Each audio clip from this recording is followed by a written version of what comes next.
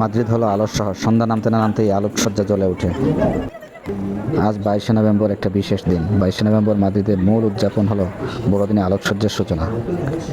এদিন শহরের কেন্দ্রস্থলে লক্ষ লক্ষ এলইডি আলো জ্বলে ওঠে এবং উৎসবের মৌসুম আনুষ্ঠানিকভাবে শুরু হয়।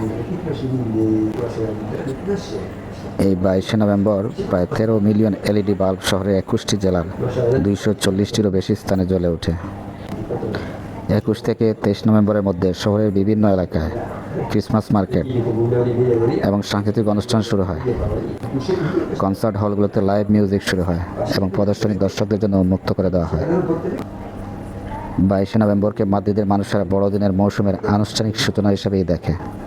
শহর জুড়ে আলোকসজ্জা শুধু সৌন্দর্য নয় এবং ঐক্য ও আনন্দের প্রতীক বহন করে। পর্যটকদের জন্য এটি অন্যতম আকর্ষণীয় সময়, কারণ মাদ্রিদ রূপ নেয় এক বিশাল আলোক উৎসবের নগরীতে। আপনি যদি মাদ্রিদ ভ্রমণে আসেন এবং সময়ের সুযোগে মিলে যায় এই 22শে নভেম্বর, তাহলে এটা মিস করবেন না। আমার মনে হয় পৃথিবীর কোনো দেশে এত তাড়াতাড়ি আলোকসজ্জা সজ্জিত করা হয় না ক্রিসমাসের জন্য, যেটা একমাত্র স্পেনে হয়।